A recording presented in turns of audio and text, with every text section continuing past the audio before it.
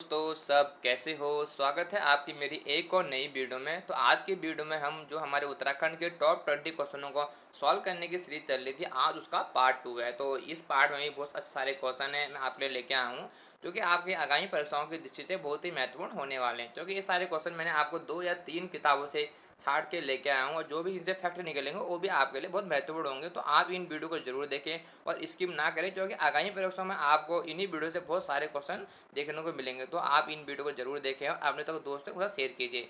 तो आज का अखबार सामने पढ़ाई होगा, उसमें हमारी खबर आई है कि जो हमारे एग्जाम में आप थोड़े समय बाद होंगे, अभी टल गए हैं। तो इसका ये मतलब नहीं होता कि एग्जाम कैंसिल हो गए, इसका ये भी मतलब है कि थोड़ा एग्जाम आगे चले गए। क्योंकि जो राजू जी थे उन्होंने इस्तीफा दे दिया, क्योंकि अब हमारे यूपीएससी में कोई परीक्षा नियंत्रक का पद नहीं है। जब वो पद भरा जाएगा तभी हमारे एग्जाम होंगे, क्योंकि जो भी हमारा परीक्षा नियंत्रक होता है उसके साइन के बिना हमारे को एग्जाम नहीं होते हैं और कोई फिजिकल नहीं होता है। जो हमारा बंदी रक्षक और एसआई का फिजिकल है वो भी शायद थोड़ा देर में होगा, लेकिन जरूर होगा। आप अपनी तैयारी करते रहिए, तनाव बिल्कुल नहीं लेना है, आपको अपनी तैयारी करते रहनी है और अपनी तैयारी को और बेहतर बनाना है, कि जिससे अगर आगामी समय में कभी भी एग्जाम होता है तो उस एग्जाम को आराम से क्लियर कर लो। आपको पता है होता है कि अगर आप सरकारी एग्जाम की तैयारी कर रहे होते तो आपको दो बातें हमेशा ठान लेनी पड़ती है। एक होता है धैर्य, क्यों आपको हमेशा धैर्य रखना पड़ता है कि एग्जाम कभी भी हो तो आप हमेशा एग्जाम निकाल लोगे। और एक होता है निरंतरता, तो अगर आपके अंदर निरंतरता भी है और धैर्य भी है तो आप सरकारी एग्जाम आराम से निकाल लोगे और अपने सपने को पूरा कर पाओगे। क्योंकि ये खबर तो आपको हर रोज सुनने को मिलेगी, कभी एग्जाम कैंसिल हो जाएगा, कभी पोस्टपोन हो जाएगा, कभी एग्जाम में धांधली हो जाएगी। तो ये तो चलता रहता है, लेकिन आपको अपनी तैयारी रुकनी नहीं है, आपको अपनी तैयारी लगातार करते रहनी है और धैर्य बनाए रखना है। एक दिन आपको सफलता जरूर मिलेगी। तो एग्जाम जरूर होंगे, जल्दी परीक्षा नियंत्रक का पद भरा जाएगा और आपके एग्जाम का शेड्यूल जल्दी जारी हो जाएगा। बस आप अपनी तैयारी करते रहिए।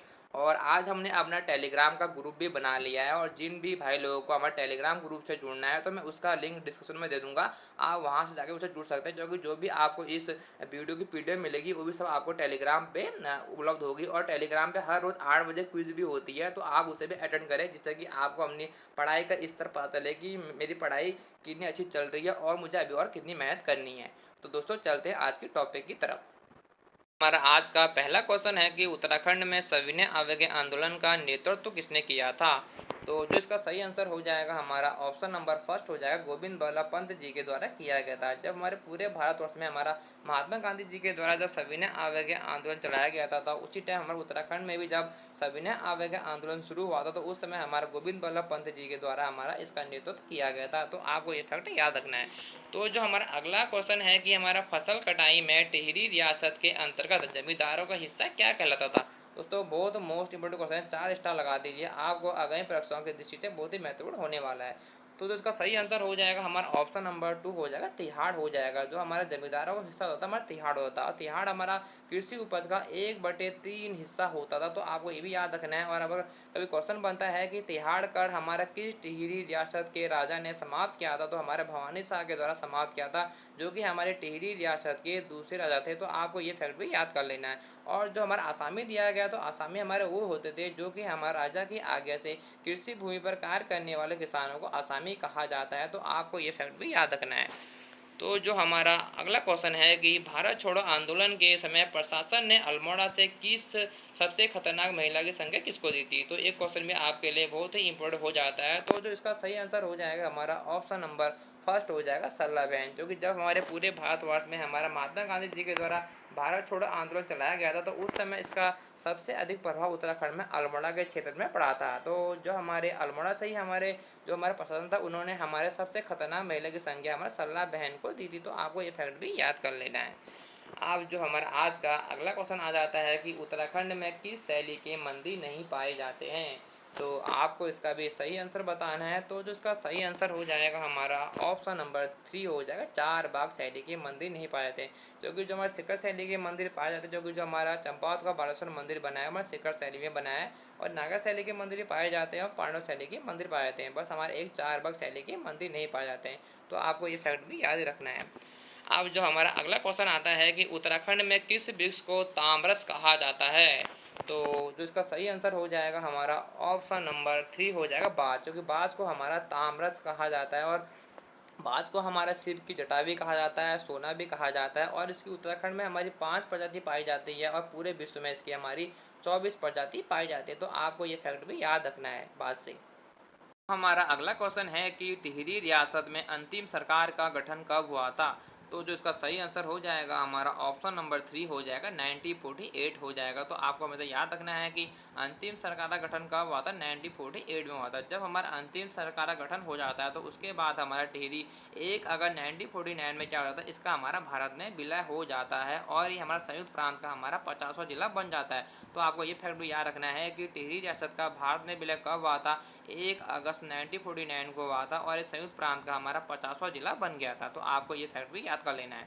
और जो 1948 में हमारे टिहरी रियासत में एक महत्वपूर्ण घटना घटी थी, हमारा हमारा जो सकलाना विद्रोह हुआ था हमारा, वो 1948 में हुआ था और इसमें हमारा नागेंद्र सकलानी और हमारा भूलूराम भरदारी ये हमारे शहीद हो गए थे। तो आपको याद रखना है कि सकलाना विद्रोह कब हुआ था? 1948 में हुआ था। अब जो हमारा अगला क्वेश्चन आता है कि रानीखेत में एक पृथक निदेशालय फल उद्योग विभाग की स्थापना कब हुई थी? तो ये हमारा बहुत ही मोस्ट इंपॉर्टेंट क्वेश्चन है, इस पर 4 स्टार लगा दीजिए। आगामी परीक्षा में इस क्वेश्चन के बनने के चांस बढ़ जाते हैं। तो इसका सही आंसर हो जाएगा हमारा ऑप्शन नंबर 1 हो जाएगा। 1953 में हमारे गोविंद वल्लभ पंत जी के द्वारा रानीखेत में एक पृथक फल उद्योग विभाग की स्थापना की गई थी। तो आपको ये क्वेश्चन भी अच्छे से याद कर लेना है। तो इसके बाद जो हमारा अगला क्वेश्चन आता है कि पद्मासन मुद्रा में किसकी मूर्ति काशीपुर से मिली है? तो एक क्वेश्चन भी बन सकता है, तो इसको भी अच्छे से पढ़ लीजिएगा। तो जो इसका सही आंसर हो जाएगा हमारा ऑप्शन नंबर 2 हो जाएगा। गणेश भगवान जी की मूर्ति हमारे कहाँ से मिली है? काशीपुर से मिली है, वो भी हमारे पद्मासन मुद्रा में मिली है। तो ये फैक्ट भी आपको अच्छे से याद कर लेना है। अब जो हमारा अगला क्वेश्चन आता है कि शिव की सहारक मूर्ति कहाँ से मिली है? तो शिव की सहारक मूर्ति हमारे लाखा मंडल से मिली है। तो इसका सही आंसर हो जाएगा हमारा ऑप्शन नंबर 3 हो जाएगा। कभी आपसे क्वेश्चन बनता है कि लाखा मंडल का प्राचीन नाम क्या था? तो लाखा मंडल का प्राचीन नाम हमारा मण था। तो आपको ये भी याद रखना है कि लाखा मंडल का प्राचीन नाम क्या था? मण था। तो ये फैक्ट भी आपको अच्छे से याद कर लेना है। अब जो हमारा आज का 10वां क्वेश्चन आता है कि हस्तोला मेला कहाँ लगता है? तो जो हस्तोला मेला लगता है वो हमारा चमोली ज़िले में लगता है। तो जो इसका सेकंड ऑप्शन हो जाएगा हमारे बिल्कुल सही हो जाएगा। तो कभी क्वेश्चन बनता है कि हस्तोला मेला हमारे कहाँ पे लगता है, तो उसका आंसर आप देना चमोली में लगता है। तो हमारा आज का 11वां क्वेश्चन है कि उत्तराखंड की सबसे बड़ी सामाजिक पैदल यात्रा कौन सी है? तो जो इसका सही आंसर हो जाएगा हमारा ऑप्शन नंबर 4 हो जाएगा, उपरोक्त में से कोई नहीं। क्योंकि जो हमारी उत्तराखंड की सबसे बड़ी सामाजिक पैदल यात्रा होती है वो हमारी अस्कोट याराकोट यात्रा होती है। तो आपको याद करना है कि हमारी उत्तराखंड की सबसे बड़ी सामाजिक पैदल यात्रा कौन सी होती है? अस्कोट आराकोट यात्रा होती है। और ये हमारी 1974 से इसका आयोजन किया जाता है और ये पहाड़ संस्था के द्वारा इसका आयोजन किया जाता है और प्रत्येक 10 वर्ष के बाद आयोजित होती है। तो आपको ये फैक्ट भी याद रखना है कि हमारी उत्तराखंड की सबसे बड़ी सामाजिक पैदल यात्रा हमारी अस्कोट आराकोट यात्रा है। 1974 में आयोजित होती है और प्रत्येक 10 वर्ष के बाद आयोजित होती है और ये हमारी उत्तरकाशी से हमारे पिथौरागढ़ तक इसका क्या होता है? आयोजन होता है। तो आपको ये फैक्ट भी याद रखना है। और दो हमारा अगला ऑप्शन दे रखा है नंदा राज जात यात्रा। तो अगर कभी क्वेश्चन बनता है कि उत्तराखंड की सबसे बड़ी धार्मिक पैदल यात्रा कौन सी होती है, तो उसका आंसर होना चाहिए नंदा राज जात यात्रा हमारी उत्तराखंड की सबसे बड़ी धार्मिक पैदल यात्रा होती है। तो इसका आयोजन हमारा प्रत्येक 12 वर्ष के बाद किया जाता है और ये हमारे चमोली गांव में इसका आयोजन किया जाता है और ये हमारे 280 किलोमीटर की हमारी पैदल यात्रा होती है। तो आपको ये फैक्ट भी याद रखना है कि नंदा राज जात यात्रा हमारी उत्तराखंड की सबसे बड़ी धार्मिक पैदल यात्रा होती है। तो जो हमारा अगला ऑप्शन दे रखा है खतलिंग रुद्रा देवी यात्रा, तो ये भी बहुत मोस्ट इंपॉर्टेंट है और इसका आयोजन हमारे टिहरी से हमारा केदारनाथ तक इसका आयोजन किया जाता है और सितंबर के महीने में इसका आयोजन किया जाता है और इसे ही हमारे उत्तराखंड का 5वां धाम भी कहा जाता है। कभी क्वेश्चन बनता है कि किस यात्रा को हमारा उत्तराखंड का 5वां धाम कहा जाता है, तो हमारा खतलिंग रुद्रा देवी यात्रा को ही कहा जाता है। तो ये फैक्ट भी आपको अच्छे से याद कर लेना है। तो जो हमारा आज का अगला क्वेश्चन है कि टिहरी रियासत में टिकट प्रथा किस शासक ने शुरू की थी? तो दोस्तों इसमें आप 4 स्टार लगा दीजिए। मेरा दिल कहता है कि आगामी परीक्षा में आपसे एक क्वेश्चन बन सकता है कि टिकट प्रथा किस शासक के द्वारा शुरू की गई थी। तो आप उस समय आरबी स्टडी पॉइंट की इस बात को याद कर लेना और वहाँ पे ये क्वेश्चन ठीक करके आ जाना और पेपर में अपना 1 नंबर पक्का करके आ जाना। तो जो इसका सही आंसर हो जाएगा हमारा ऑप्शन नंबर 2 हो जाए, प्रताप शाह के द्वारा ही हमारा टिकट प्रथा शुरू की गई थी और फिर उन्होंने यहाँ पे न्यायालय भवन का निर्माण कराया था और जिसे हमारा चीफ कोर्ट भी कहा गया था। तो इसमें इन्होंने क्या किया था, वहाँ पे हमारी टिकट प्रथा का आयोजन भी किया गया था और प्रताप शाह ने हमारे 1876 में हमारा राजधानी राजधानी में हमारा खैराती छापाखाना भी स्थापित किया था। तो आपको ये फैक्ट भी याद रखना है कि प्रताप शाह के द्वारा हमारा खैराती छापाखाना कब बनाया गया था, 1876 में बनाया गया था। और इन्होंने हमारा 1873 में प्रताप शाह ने टिहरी में भू व्यवस्था भी कराई थी, जिसे हमारा जूला पैमाइश भी कहा जाता है। और इनके बारे में सबसे महत्वपूर्ण फैक्ट मिलता है कि इन्होंने हमारा अपने शासन में 4 प्रकार की अदालत थी। कौन कौन सी? दीवानी हो जाएगी, फौजदारी हो जाएगी, कलेक्टरी हो जाएगी, सरसरी हो जाएगी। तो ये फैक्ट भी आपको याद करना है। और इन्होंने ही अपने अपने कार्यकाल में हमारा अपने अपने क्षेत्र को 4 थानों में बांटा था और उन्होंने क्या किया, पुलिस विभाग की स्थापना की थी। और 4 थाने कौन से थे हमारे? रवाई हो जाएगा, टकनौर हो जाएगा, चिल्ला हो जाएगा, देवप्रयाग हो जाएगा। तो ये भी आपको याद रखना है कि टिहरी राष्ट्र ने पुलिस विभाग की स्थापना किसने की थी और अपने राज्य को 4 भागों में किसने बांटा था? तो हमारा प्रताप शाह के द्वारा ही बांटा गया था। तो आपको प्रताप शाह के बारे में इतने सारे फैक्ट मिल गए होंगे। तो जो हमारा अगला क्वेश्चन है कि कीर्ति शाह ने कानूनी सलाहकार किसको नियुक्त किया था? तो जो इसका सही आंसर हो जाएगा हमारा ऑप्शन नंबर फर्स्ट हो जाएगा, तारादत्त गैरोला को हमारे कीर्ति शाह के द्वारा अपना कानूनी सलाहकार नियुक्त किया गया था। और जो हमारे ऑप्शन में जो दे रखा, रंगे बिष्ट को हमारा फतेहपद शाह के द्वारा वजीर नियुक्त किया गया था। और जो हमारा दुर्गादत्त पैनुल थे, इनको हमारा सुदर्शन शाह के द्वारा अपना वजीर नियुक्त किया गया था। तो आपको ये दोनों फैक्ट भी याद रखने हैं। अब जो हमारा आज का अगला क्वेश्चन है कि नयार घाटी में कप मार्क्स की खोज किसने की थी? बहुत ही मोस्ट इम्पोर्टेंट क्वेश्चन है, 4-5 स्टार लगा दीजिए। मेरा दिल कहता है क्या पता आगामी परीक्षा में आपको एक क्वेश्चन देखने को मिल सकता है कि नयार घाटी में कप मार्क्स की खोज किसने की थी। तो इसका सही आंसर हो जाएगा हमारा ऑप्शन नंबर फर्स्ट हो जाएगा, यशवंत सिंह कठौत जी के द्वारा हमारा नयार घाटी में हमारा कप मार्क्स की खोज की थी। और जो हमारा अगला ऑप्शन दे रखा मरखम, तो मरखम के द्वारा हमारा 1887 में हमारा गेवीसैंड में हमारा जो वर्तमान नाम से काशीपुर है, वहाँ पे हमारा उत्खनन का कार्य शुरू किया गया था। और जो हमारे MP जोशी थे, इन्होंने हमारा 2 जगह उत्खनन किया था। एक तो नैनीपाटन में किया गया था जो कि हमारे पिथौरागढ़ में है, वहाँ पे इन्होंने 1999 में हमारा 5 ताम्र मानव आकृतियाँ खोजी थी। तो कभी क्वेश्चन बनता है कि नैनीपाटन कहाँ पे है? पिथौरागढ़ में है। वहाँ पे उत्खनन किसने किया था? MP जोशी के द्वारा किया गया था और 1999 में किया गया था। और यहीं से हमारी 5 ताम्र मानव आकृतियाँ मिली है। और MP जोशी के द्वारा हमारा बनकोट में भी हमारा उत्खनन का कार्य किया गया था और इन्होंने ये 1989 में इसका उत्खनन कार्य किया गया था। बनकोट हमारे पिथौरागढ़ में, और यहाँ से हमारी 8 ताम्र मानव आकृतियाँ प्राप्त हुई हैं। तो अगर आपसे ये क्वेश्चन बनता है कि बनकोट में हमारा उत्खनन का कार्य किसने किया था? MP जोशी के द्वारा किया गया था, 1989 में किया था। और यहाँ से हमारी 8 ताम्र मानव आकृतियाँ मिली हैं। और जो हमारा अगला ऑप्शन दे रखा है मटपाल जी, तो मटपाल जी ने हमारा 1956 में हमारा मलारी गांव से हमारा सावधान की खोज भी की थी। और जो हमारा पश्चिमी रामगढ़ घाटी है, वहाँ पे भी इन्होंने हमारा सावधान की खोज की थी। तो आपको ये दोनों फैक्ट भी याद रख लेने हैं। तो हमारा अगला क्वेश्चन दे रखा है कि नवजीवन आश्रम की स्थापना किसके द्वारा की गई थी? तो जो इसका सही आंसर हो जाएगा हमारा ऑप्शन नंबर सेकंड हो जाएगा, सुंदर लाल बहुगुणा के द्वारा की गई थी। 1954 से 55 के बीच इसकी स्थापना हुई थी और टिहरी में हमारा की गई थी। तो कभी क्वेश्चन बनता है कि हमारी नवजीवन आश्रम की स्थापना कब हुई थी? तो 1954 से 55 के बीच हुई थी, टिहरी में की गई थी, वो भी हमारे सुंदर लाल बहुगुणा के द्वारा की गई थी। और जो हमारा अगला ऑप्शन दे रखा है वंदना सिक्का, तो वंदना सिक्का ने हमारा नवदन्या संस्था की स्थापना की थी। कभी क्वेश्चन बनता है कि नवदन्या संस्था की स्थापना किसने की थी? तो हमारी वंदना सिक्का के द्वारा की गई थी। और जो हमारा अगला ऑप्शन दे रखा है दीप जोशी, तो दीप जोशी के द्वारा हमारा प्रधान संस्था की स्थापना हमारा 1983 में कर दी गई थी। तो कभी क्वेश्चन बनता है कि हमारी प्रधान संस्था की स्थापना किसने की थी? हमारे दीप जोशी के द्वारा की गई थी, 1983 में की गई थी। और जो हमारा अगला ऑप्शन दे रखा है चंडी प्रसाद भट्ट और सुंदरलाल बहुगुणा जी के द्वारा हमारा चिपको आंदोलन को शिखर तक पहुंचाने का श्रेय इन दोनों को ही जाता है। और फिर इसके बाद हमारा सुंदरलाल बहुगुणा ने हमारा हिमालय बचाओ देश बचाओ का नारा भी दिया था। कोई क्वेश्चन बनता है कि हिमालय बचाओ देश बचाओ का नारा किसने दिया था? तो हमारा सुंदरलाल बहुगुणा के द्वारा दिया गया था। और चंडी प्रसाद भट्ट को हमारा 1982 में हमारा रेमन मैग्सेसे पुरस्कार भी दिया गया था। कभी क्वेश्चन बनता है कि चंडी प्रसाद भट्ट को हमारा रेमन मैग्सेसे पुरस्कार कब दिया गया था? 1982 में दिया गया था। अब जो हमारा अगला क्वेश्चन है कि चुटकुटा विवाह प्रथा किस जनजाति में पाया जाता है? तो ये भी क्वेश्चन बहुत इंपॉर्टेंट है, इसे भी अच्छे से आप पढ़ लीजिएगा। तो इसका सही आंसर हो जाएगा हमारा ऑप्शन नंबर 3 हो जाएगा, थारू में हमारा चुटकुटा विवाह प्रथा पाया जाता है। तो आपको ये क्वेश्चन भी अच्छे से याद कर लेना है। तो हमारा अगला क्वेश्चन है कि किस्सा खानी बाजार का संबंध किस घटना से है? तो जो इसका सही आंसर हो जाएगा हमारा ऑप्शन नंबर 3 हो जाएगा, हमारा पेशावर कांड से है।